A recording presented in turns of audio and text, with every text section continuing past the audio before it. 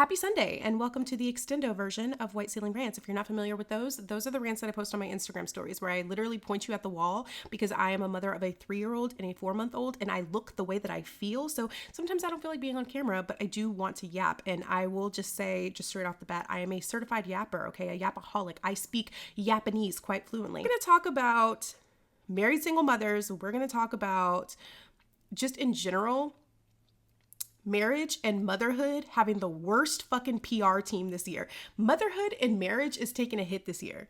Okay, like I can't even tell you how many Gen Z people that follow me that are like, actually, like I'm terrified of motherhood and I'm also terrified of being married. And every single story that I see online is a horror story or some sort of like cautionary tale about being married, about being a stay-at-home mom, about having children in general. Okay, so first thing I want to jump into is marriage, right? Like I said, the PR team for marriage is down bad this year, okay? We are not looking good. The married folks are not looking good online right now. And I think, honestly, I don't think that's a good thing, right? I still think it's great to aspire to have a union in which you are so happy and so fulfilled romantically that you want to get married. Now, I feel like it's important for me to reiterate. I think that it's great to aspire to a union in which you feel so fulfilled romantically that you want to get married. Okay. I think the problem is historically, and just as a result of misogyny and the patriarchy, women have centralized men, right? We've prioritized, you know, and this is not us specifically, but I'm just talking about society, right? Like the way that women are conditioned in society is to view marriage as like the apex of your life. Like you get to marriage and then you get the kids and then there, you're done. You're happy. You've achieved cosmic bliss, bitch. You sit down on that fucking couch and you burp that baby and you be happy, right? Like, so I feel like that's kind of the vibe that we've been given since childhood. And I think now that more people are showcasing their lives and their relationships online, we are peeping game and we're like, wait a minute, not that relationship because that one, oh, nope, not that one either because that one, right? I think that we're kind of making a shift on a collective level away from using marriage and relationships as validation of our self-worth. And I have another theory about this, like being the cause of there being so many of the like male podcasts and the 20v1 and men just being fucking fed up with with women online in general. like we're sick of you bitches. Like, and it's truly just because I think there's been a semblance of an awakening of women being like, oh, this isn't all it's cracked up to be. It's not all everybody told me it would be. And they wouldn't have known had people not started sharing their lives, right?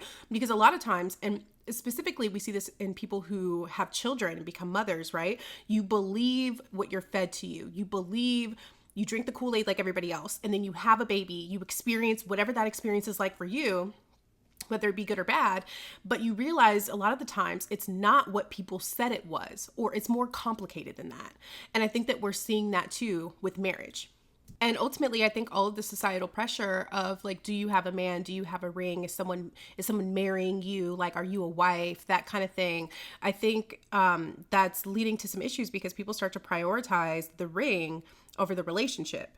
And it gets to a point where it's like, okay, you're man, your husband, you have a husband, but do you have a partner?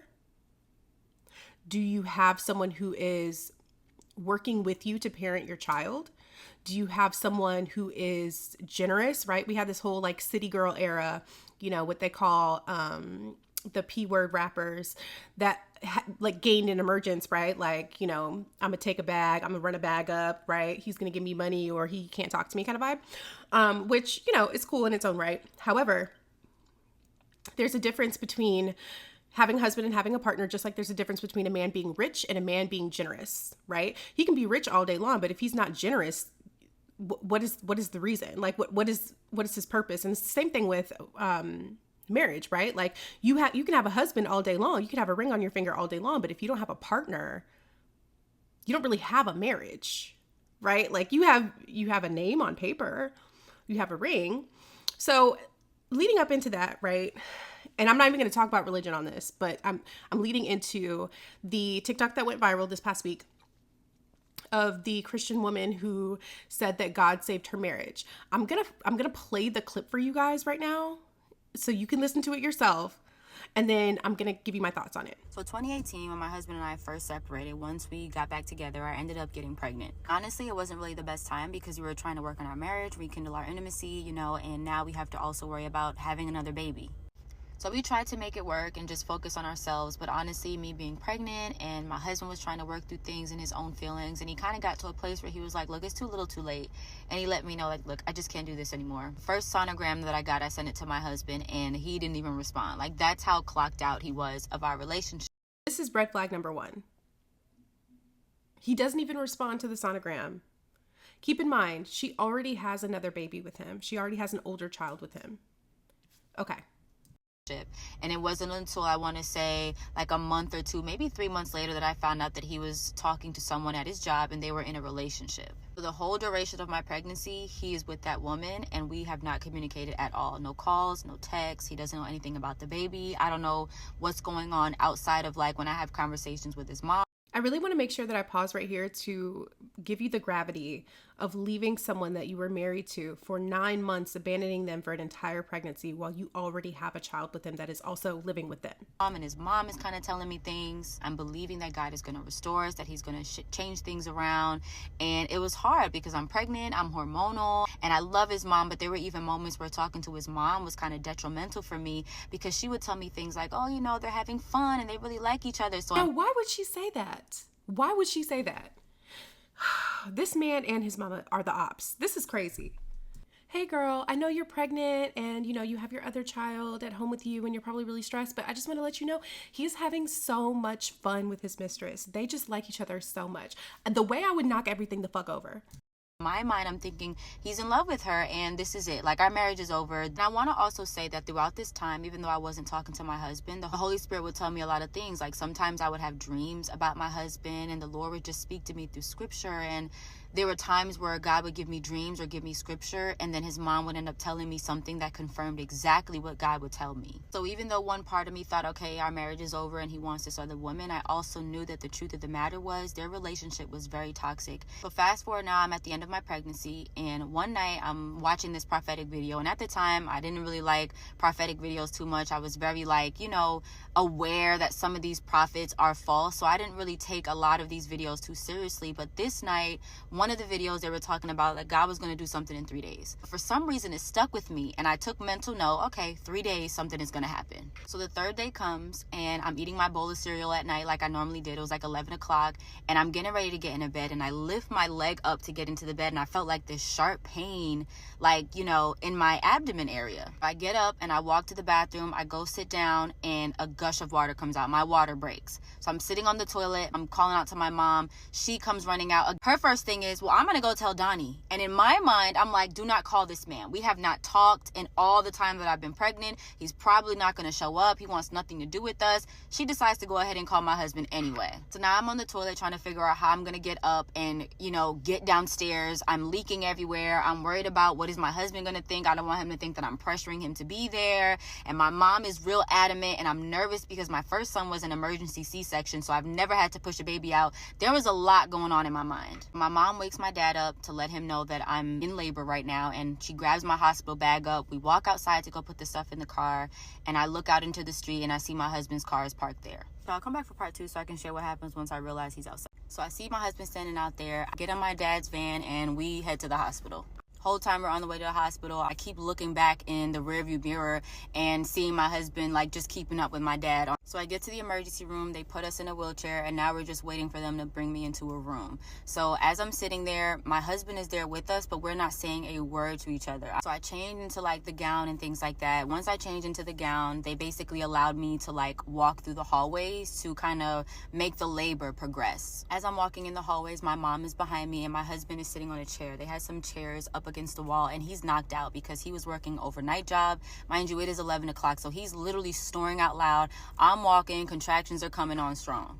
So we finally get back to the room. My husband is also sitting in the room and my mom is there with me, and I'm still walking around because now I'm like, the contractions are hitting real bad. So I'm like, where's the epidural? Now I'm sitting on the hospital bed about to get the epidural, and they tell you like, don't move because it could hit a nerve or something like that. And the doctor ends up telling my husband, oh, come and hold her. This doctor doesn't know how my husband and I are, that we haven't talked. So my husband comes over and he just holds on to me, and y'all, I swear, when he put his hands on me, it like brought me so much peace. Baby, that wasn't peace, that was a trauma bond.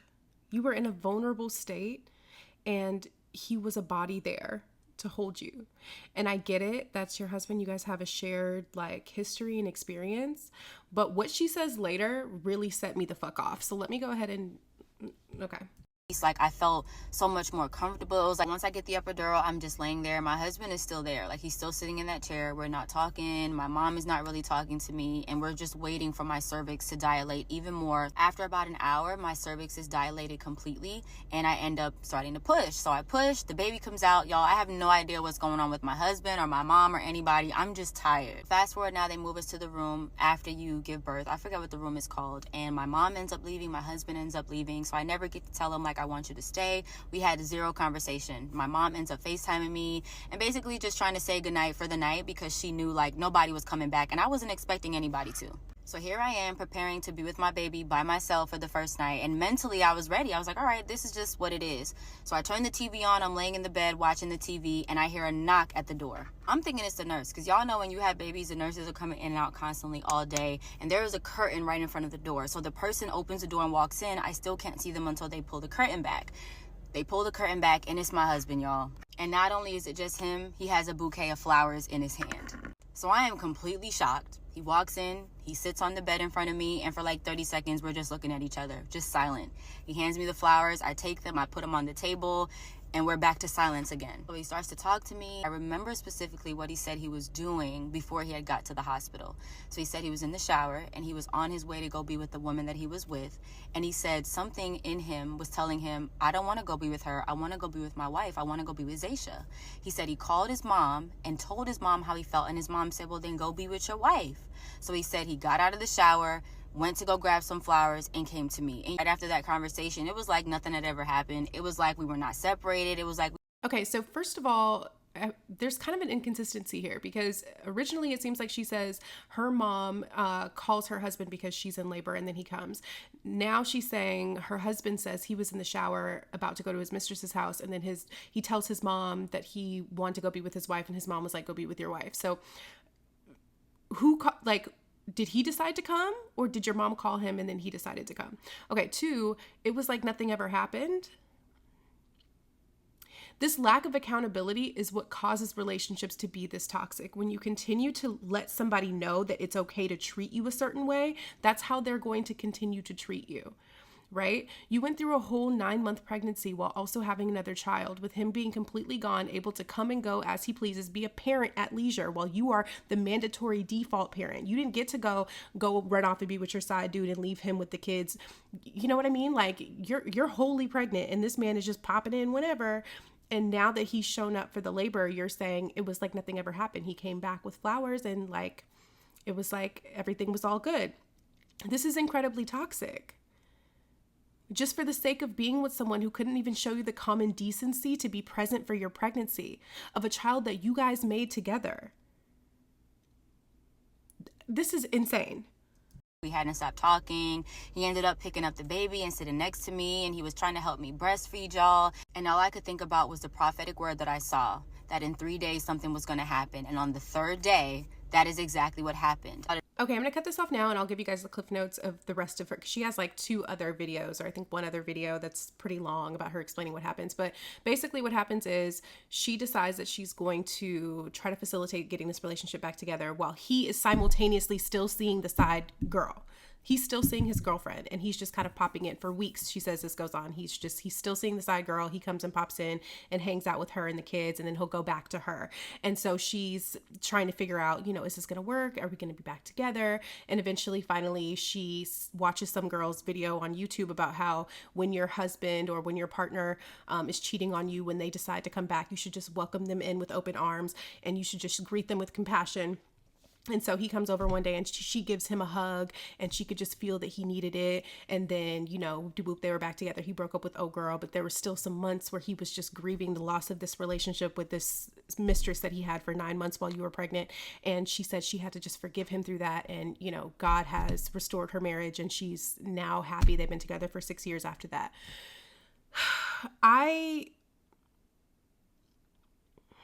You couldn't waterboard this shit out of me. And not to say that she should feel embarrassed, because I don't think that she should feel embarrassed. I think, you know, good for her that she's happy in her marriage. But to say this is putting the spotlight on a couple of issues, right?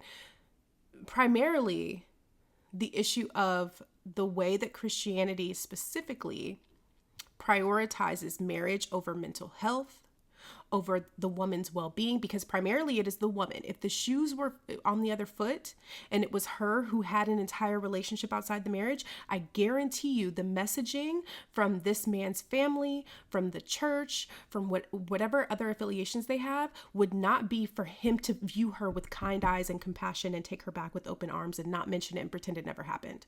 I guarantee you that wouldn't be the message. Okay. The second part of this is her unwillingness to hold him accountable for his wrongdoings, at least in this video, right? We only have the context of this video. We don't know the conversations they had outside of that. But even telling this story, she keeps talking about what he was going through, the emotions that he had, and how he was grieving the loss of this relationship, and how toxic and harmful and hurtful his relationship with his mistress was on him. Girl, what about you? It is this abandonment of self, and I don't understand this desire to jump into a marriage, into a union, in an attempt to erase and abandon yourself as a person, to be wholly committed to somebody who would treat you this poorly.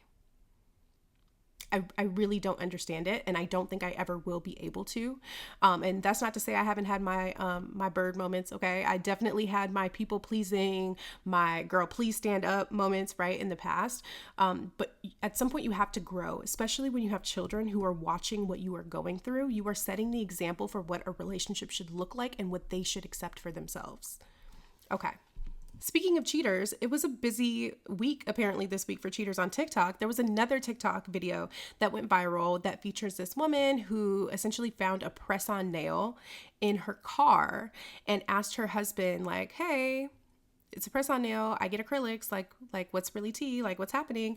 And he tries to gaslight her immediately. He's like, oh yeah, remember like in 2020 when I bought you a bunch of press-on nails because the salons were closed? Like, oh, you know, this is your nail. And she's like, yeah, except we bought this car after 2020. So there's no way that those acrylic nails would end up in this car.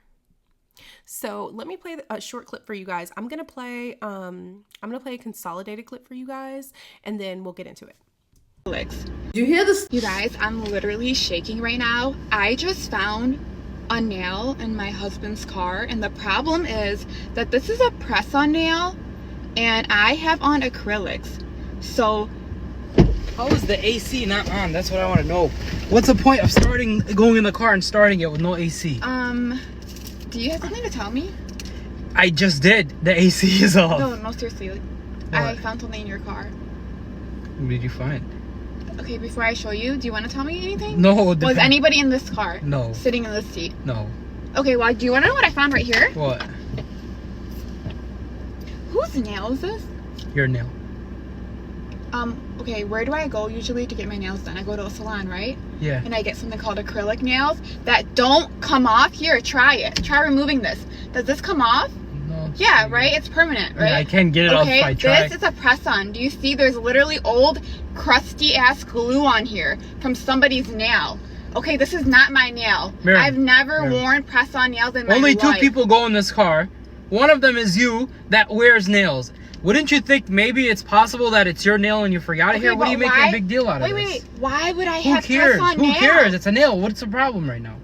I don't understand the problem. The problem is this is some girl's nail. Okay, this is not my nail. I don't wear press-ons. These are acrylic. Okay, they do them at the salon and they don't come off.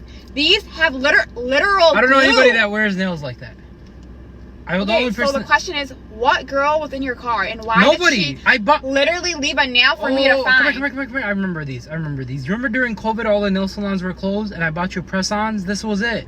This is the press-ons from COVID. You didn't even have this car. You got this car after COVID, you liar. Yes, you're right. You're absolutely right. I bought it after COVID, but I bought you a bunch that you had a lot of them. You had a surplus. So you must have used it recently. I never wore this. Calm down. First off, hold on. I know. You're letting your emotions get the better of you. I need you to calm down and take it down a notch. No, seriously. Talk to me like right now, all these feelings are going through your head. Don't talk to me Hold like on, I'm first a little off, child. stop. You need to apologize for. No, I swear to God. No. Are you serious? No, I'm dead serious. Apologize for even bringing up the fact that you think I would cheat. You called me I didn't even what say a anything disgusting about a thing cheater. to call me for a nail. You're calling me a cheater because you found a nail. Okay. Imagine how you would feel sitting here if I called you a cheater because I found something, because I'm willing to throw away everything we have for a nail. Yeah, I am willing to throw away everything. I'm not going we have. anywhere. I'm sorry. You really bother me, bro. Hold on, are you being serious right now? Are you freaking kidding me?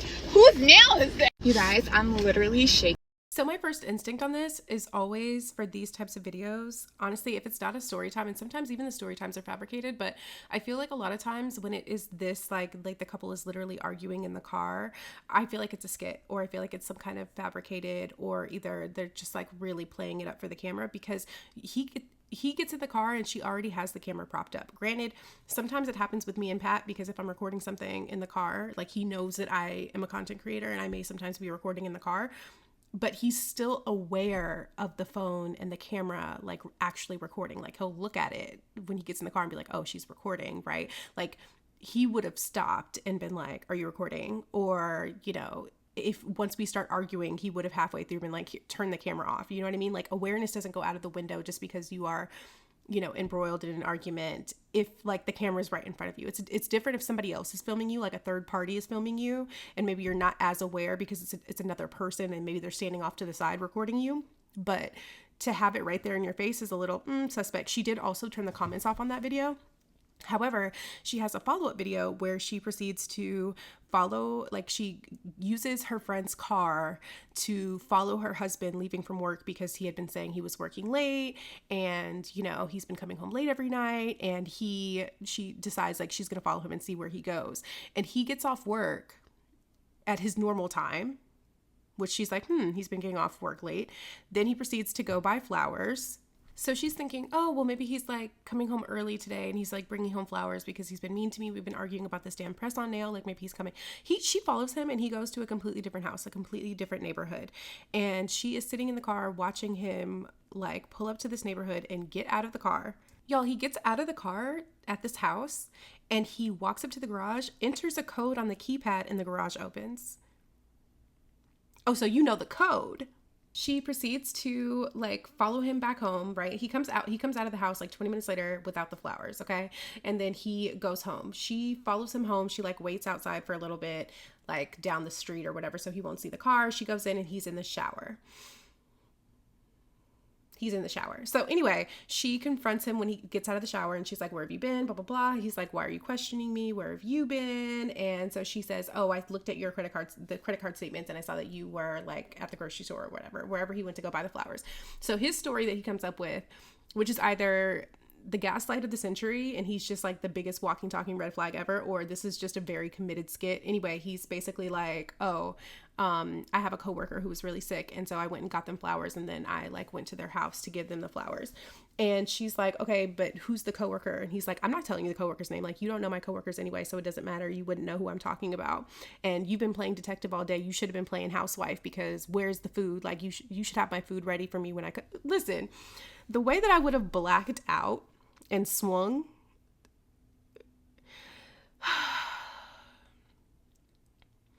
If this is a skit, like I said, these skits are getting very, very committed, but also like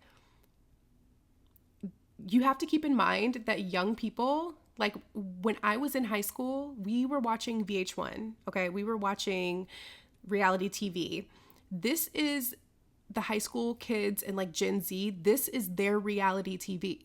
This is what is setting the expectation for what relationships and marriages look like for them.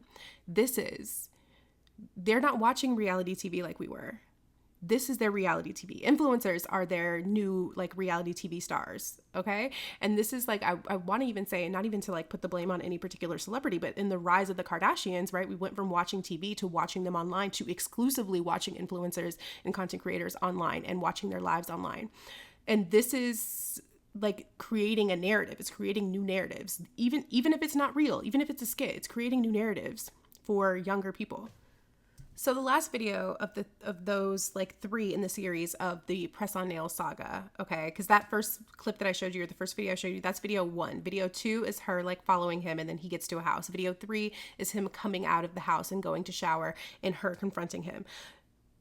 Right? No, that's video 4. Listen, there's 4 parts. Okay, the last part of this video is her confronting him in the house after he takes a shower, and he's basically just gaslighting her the whole way and accusing her of being a bad housewife because there's no food ready when he got home from work, and then there's no update. So that was posted like, yesterday? That last video was posted yesterday. We don't have an update on what happened. It could very well, like I said, be a skit, but again, the issue with this is all of these videos individually, they're one-offs, right? But together they start to paint a narrative. And these videos are some of the most popular, most viewed videos. If you go on TikTok or any other platform and you search marriage or relationships, right? Like they're videos like this. Like I said, the PR team for marriage, down bad. I'm going to probably do a second video because I'm now realizing this video is almost 30 minutes long. Can you believe? Oh my God, I've been yapping, girl. Okay, so this video is almost 30 minutes long, but I'm gonna use the next clip as a lead-in because I talked a little bit about this on Instagram, but I didn't like delve into it, and that is how motherhood is also being depicted online, and it's raggedy. Okay, from the crunchy moms to this like toxic, I can't even call it toxic. It's illegal, okay? It's neglect. And this is coming from someone who was raised by neglectful parents. This is straight up neglect. So I'm going to show you a clip. I'm going to show you a video clip. And I want you guys to ponder, if you will, in your mind. This woman is talking about that she takes care of her children when she recreationally uses something. And then she waits to come down and then she takes care of her kids. Okay, so I want you to think in your mind, just ponder with me, if you will, what substance she's talking about. So when you're high, you're able to look after them? This is a popular question that I get, so I just use your question to answer. But I raise my children. Just a PSA, I don't be high around my children. I do what I do, and I come down, and that's that. I return. Okay, so I cut out a section of that video because she reveals what substance she's talking about, and I want you guys to just imagine first before I reveal it to you. But she's saying she's not high around her kids, she comes down from her high, and then she goes back to caring for her children. Now, let's get into this next clip. So wait, you do the booger sugar? I thought maybe it was like tree or something. I never watch a video though. Woo, I'm scared. Well, you must be terrified because it's crack. Cat's out the bag. Bitch, why is it crack? Crack cocaine. All right. Stop the beat. Listen. I watched a few more videos on her page and I get what she's trying to do. I guess she's trying to bring awareness and be relatable for people who are also going through crack addiction while trying to raise kids. And I understand from her perspective, she feels like she's doing like a public service to encourage people who are going through addiction that they can get through it and maintain their kids. But here's the thing. We fundamentally disagree that you can get through it and maintain your kids. I don't think that you should be posting this type of content, despite the fact that you feel that it's inspirational, because you should not have custody of children while you are actively fighting a crack addiction. And this is coming from someone who, as a child, had parents who were addicted to drugs, including this specific drug. Okay. Both of my parents were addicts. I truly believe, and this is not to say that children are better off in the system. Ideally, you have a family member who's able to take custody of them temporarily until you can figure your shit out. But thinking that you can come down from crack and go back into motherhood mode and take care of your kids, you are fundamentally, just on a very basic level, not comprehending the amount of damage that you are doing, not only to your body, but to your psyche by continuing to ingest this drug. You may think that you've come down, but you are not capable of critical thinking enough when you are actively using to take care of children properly. You just aren't. Because when you come down, sure, you may be down, you may have come down for a minute, but the moment you start looking for that next hit, you're not in mommy mode anymore. So what happens then? You just have a nanny on standby? Most people don't. Do you know what I'm saying? So this type of content is specifically, I won't say triggering to me, because as some of you guys know, my mom passed away in 2021 and so did my dad. So I've kind of made my peace even before that with their journey and the things that I endured as a child and the demons that my parents were fighting. But it's concerning to me because, not that I don't think that she should have a voice, but I don't think that this should be normalized. I don't feel like it should be viewed as not harmful, because it inherently is. And I get that she's trying to, bring some positivity to the internet. But this, and a lot of her comments are like, call CPS, call CPS. Honestly, you are bringing that energy to your doorstep when you're posting this type of content unabashedly. Like, child. I don't know. Let me know what you guys think down below in the comments about all of these stories. I don't know how often I'm going to do these like extended white ceiling rants. But if you like them, give me a thumbs up and let me know what you think. And catch me on IG for my individual one-offs. This is everything from this past week. I know what just happened with Trump I don't know if I'm gonna make a video about that. I have thoughts. I have lots of thoughts. But I'm not trying to end up on somebody's watch list. But let me know what you guys think in the comments. I will catch you on IG. Bye.